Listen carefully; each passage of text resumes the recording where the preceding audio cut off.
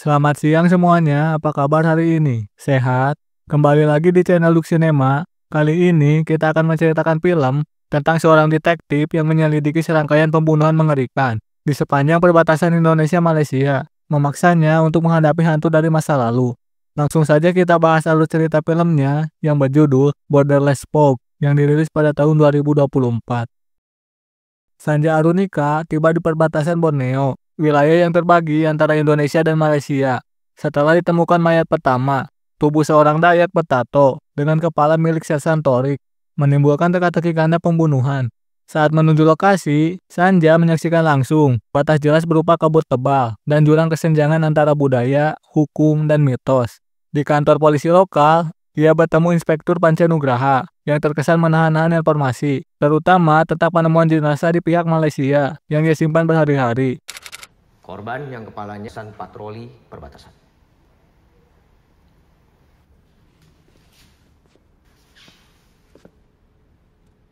Di Juing terpublikasi luas termasuk ketika Tunggu apa? Ripka Thomas dampingi dasarnya. Di jaket dan celana ditemukan waktu kematian kira-kira Mungkin batu. Dan pelaku leher. Kami tanya sekali lagi, di mana? Aku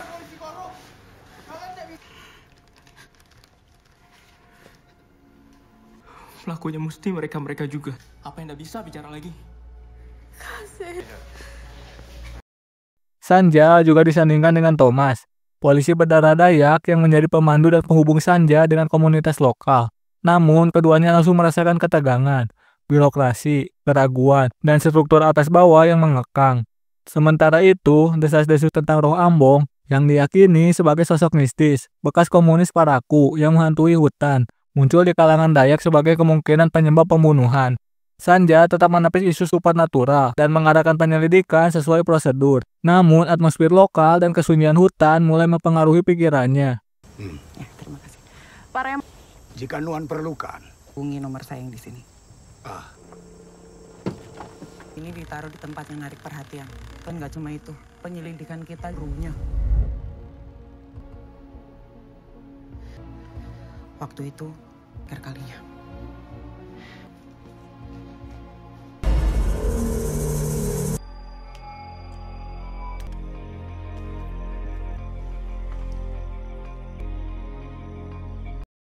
Penyelidikan pun dimulai. Sanja menelisik kembali kronologi, memotret TKP dengan hati-hati, dan mencatat setiap elemen struktur tubuh korban, termasuk pola luka dan bekas bahan pengawet kelapa sawit, tanda bahwa korban pernah ada di lokasi pabrik sawit aktif. Semua ini menjadi awal keterlibatannya dengan kasus yang rumit, kriminal lintas batas, perdagangan manusia, dan potensi korupsi hukum perbatasan.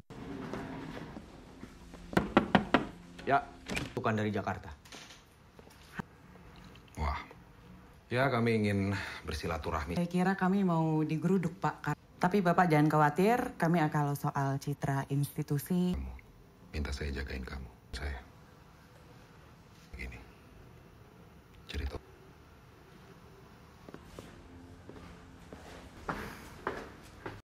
Setelah jenazah pertama, korban lagi ditemukan, seorang pria Dayak lain.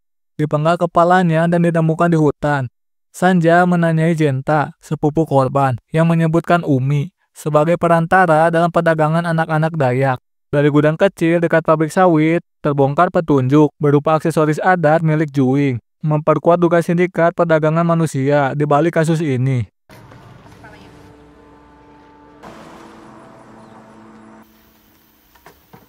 Ikan. Sebagai jaminan.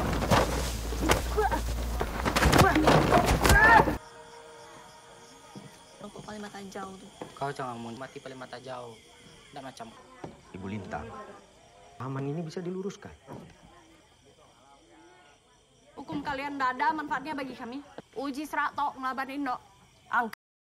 Thomas membawa Sanja ke sebuah pabrik sawit terbengkalai, diikutkan oleh bocoran bujang si penjaga lokal. Namun saat menyidik dalam kabut tebal, Sanja diserang oleh sosok berkedok. Ia terjatuh ke dalam silo dan pingsan. Thomas yang mendapatkan kabar dari bujang langsung menyelamatkannya sebelum terjadi lebih parah.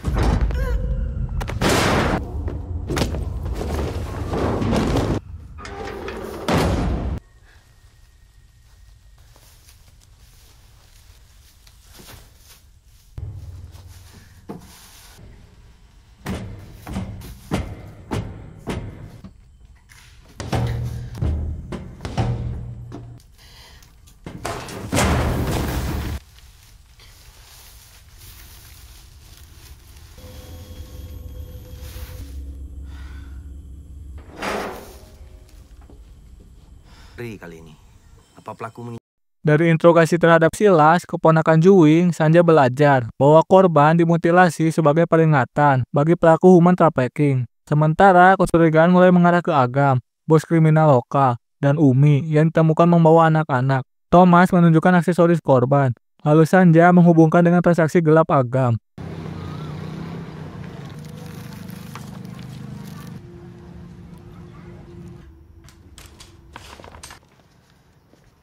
Saya menapa kepala yang diyakini adalah warga negara ini. Sekarang kenapa kasus Torik ini muncul ya? Ya, Kalau bicara soal peraturan, putar jauh sampai ke pusat sebelum Kabut makin menebal. Sanja dielus interogasi terhadap Thomas mengenai pencairan amplop berisi suap dari Panca. Thomas mengaku ragu, namun menyatakan kesetiaannya setelah bertemu Sanja. Malam itu, mereka berlindung di gubuk bujang yang mengutarakan motivasi menjaga tradisi Dayak. Di sana juga, Sanja belak-belakan tentang kecelakaan mobil yang menewaskan anak kecil yang ditutup-tutupi atas bantuan komandan militer dan ayahnya, menyulut rasa bersalah mendalam. Semakin tertutupnya kabut malam mengundang hal-hal supranatural. Sanja mendengar suara langkah, menyaksikan siluet, dan diganggu mimpi masa lalunya. Sehingga ia terus mempertanyakan apakah ini mental breakdown atau benar ada intervensi dari roh Ambong.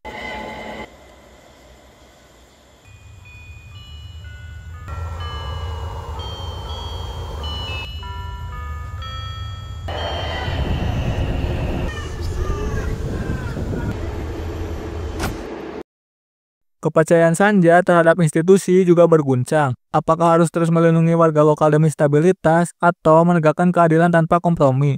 Kombinasi trauma, moral dilematis, dan bisikan roh lokal menciptakan ketegangan batin yang hebat.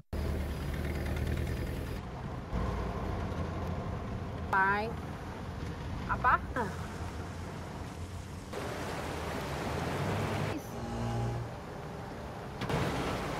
Tante, buat tunggu di sini. pintunya. Jangan keluar.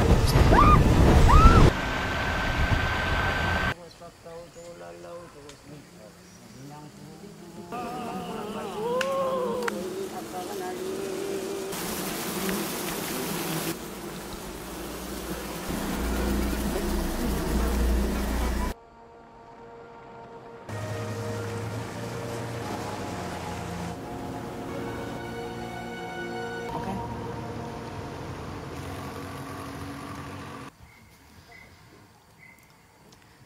Satu mobil penuh. Dari HP milik korban, kita menemukan harta adalah mayat yang ditemukan oleh polisi Malaysia. Setelah menyaring data telepon korban Umi, Sanja akhirnya menetapkan Agam sebagai dalang dibalik sindikat trafficking dan pembunuhan yang memerintahkan penangkapan. Tapi kemudian Agam dibebaskan oleh Panca yang menghilangkan bukti di Malaysia. Yang kita Syah. Tapi diketahui palsu. Mereka rata-rata berumur di bawah 17 tahun. Kita untuk menyisir sisi kita. Jadi gimana? prioritas kita sekarang. Agam, boleh minta waktunya?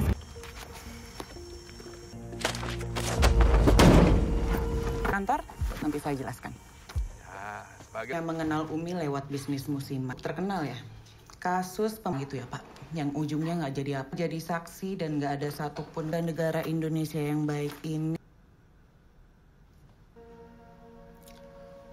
Apa dasarmu menahan Agam?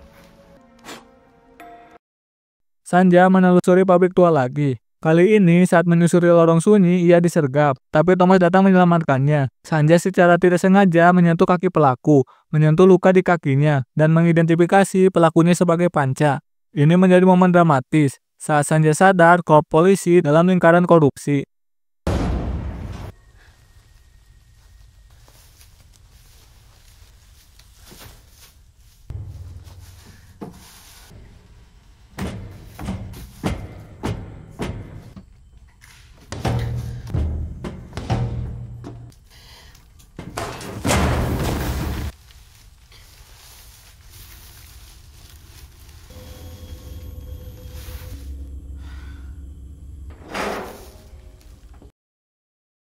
Thomas hendak membantu Sanja merekam dan menangkap Panca. Namun Panca menyadari dan membunuh Thomas, kemudian memenggal kepalanya. Bukan meninggal. Kau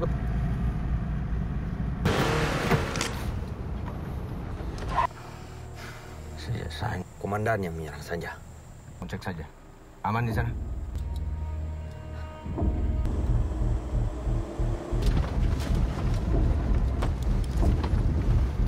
Mudan, selagi ku proses bukti-bukti bersih.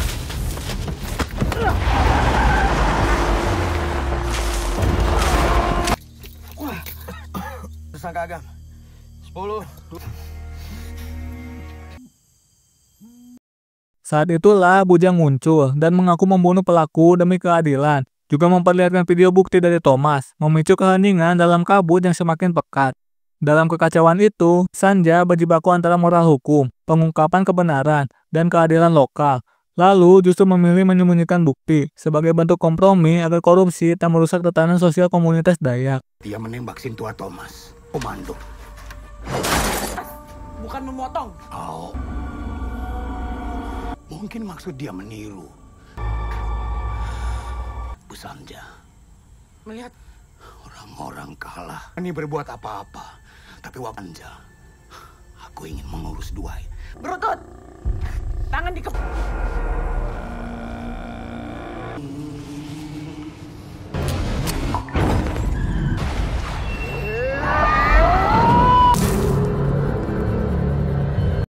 Agam akhirnya ditahan, lalu bunuh diri di penjara, menjadi kambing hitam ideal untuk menutup kasus.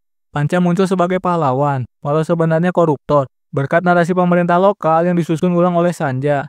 Sanja memutuskan untuk tidak pulang bersama ayahnya, melanggar kontrol otoritas, dan memilih meninggalkan perbatasan sendiri. Dia membawa rasa bersalah, sekaligus kebebasan moral baru.